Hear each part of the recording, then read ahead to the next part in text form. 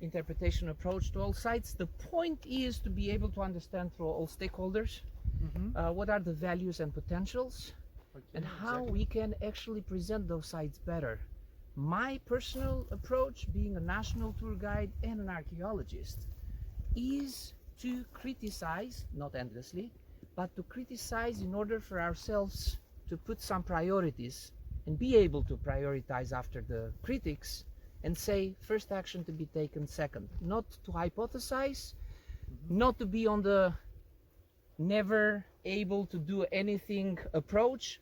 What is possible to do, how we can make sites better, how we can interpret them better for the sake not only of tourism. The point is to create some economic development, all levels, not just at the site. Anything in and around sites, I think, is acceptable. Started with, the agenda started with Antigonea, and it happens to know this site rather well compared to other sites. This is also for some of you guys to actually know as a piece of information. I've excavated here in 2006, and it was an Albanian-Greek collaboration, just for your information, and it's one of the best projects in 2006 that has been able to provide scientifically based data about not just the foundation period of this interesting settlement, of which we just see some of the stones and the, let's say, the roads lining up towards some houses and buildings, but it's way beyond that. And after 2006, there has been continuous attention from the Albanian government to turn this site into what actually happened rather quickly, into an archaeological park. An archaeological park, as everywhere in the Mediterranean, is a step higher from just an individual site in the landscape. It's a place where the attention of both government and non-governmental associations, but also individuals, tourism, tour operators, is higher because of the potential that the site actually offers. So being an archaeological park means you have dedicated staff. Being an archaeological park means you have more signs, more cleaning, more maintenance, and hopefully some income from tickets, but a little bit of artisans and artisan work approaching or working next to the site, a little bit of tourism coming in, benefiting from the potential, but also visiting the nearby villages, and so on and so forth. So just the juridical change in the approach that you can take towards some sites increases greatly, and in a uncontrollable, in the good sense of the word, way, the potential that you can exploit, positively speaking, such places. So Antigonea benefited in the last 15 years quite a lot. If you would be here in 2006, you would not be able to see what you just saw. Clean, and I mean it, and it has to be like that, but it means attention for details and willingness to go forward.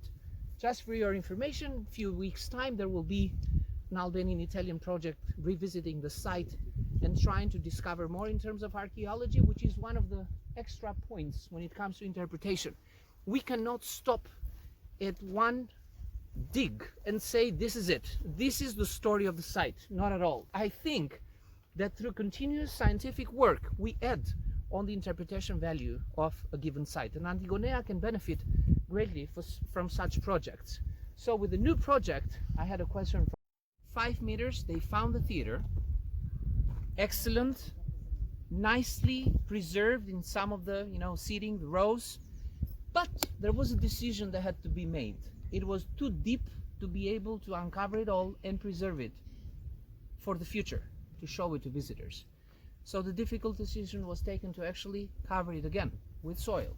Now the problem is that the site is not managed, like here, which means there's nobody there every day. You have continuous visits, but not everyday permanent presence. So it was Cleaning the a very wise choice vegetation. to recover.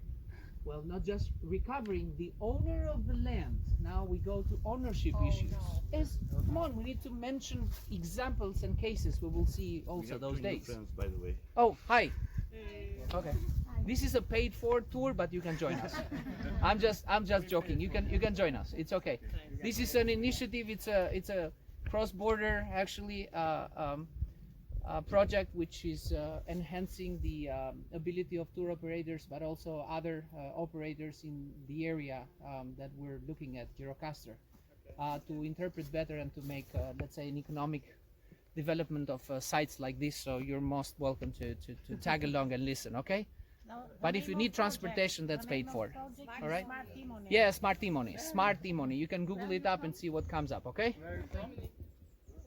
Germany. Yeah. Well, it's your parents' taxes we're using here. I'm just joking. All right. No, but I mean, yeah, and Greek citizen taxes and Italian citizen taxes. All right, and some Albanian citizen taxes too. Okay. No. So yeah, so it's already paid for. It's free. So the difficult decision was to actually cover it. Done. Next day, what happens? The owner of the land, goes there and he plants about 25 cherries on top of the recently plowed land. Now you, exactly, cherry on a pie. Now you go there, I know where the theater is. I can interpret it for my visitors. I have the publications and I show them the cherries. You get my point? But that's a difficult decision to make. Nothing bad with covering it, but we need to talk to this owner and tell him not to plant cherries on top, because 100 years from now, 50 years from now, our colleagues may have innovative ways of uncovering, presenting and preserving the ruins of this ancient theater and making this site one of the best visited sites in southern Albania with a theater. And finding theaters is not easy today. That's why our colleagues here at Antigonea are searching and searching, and they will come back in 2 days to continue searching for a theater.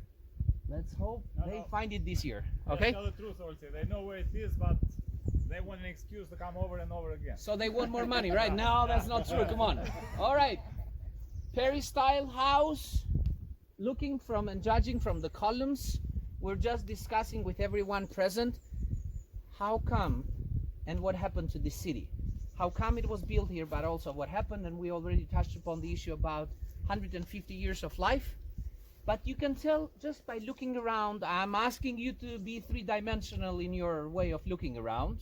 I cannot build three-dimensional images for you apart from the signs you see around, but imagine you're in the middle of the city, and a city, we say, is not built in one day, which means you spend a lot of time, money and people, and you have a vision, and you have somebody who draws your city and says where everything is. You don't just hire a few workers to put stones together, which means that this city had all the infrastructure needed for a city to be both used by civilians, military, administrative purposes, and so on and so forth. So, going back, a theater, highly probable, was here.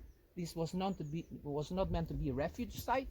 This was meant to be a proper urban, classical, Hellenistic style town. Such as this, you find many throughout the region of Epirus, covering both southern Albania and northern Greece.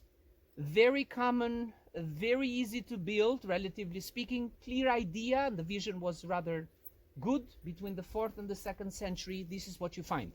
And for us archaeologists, this has become almost a routine, in the good sense of the word. We say, oh, like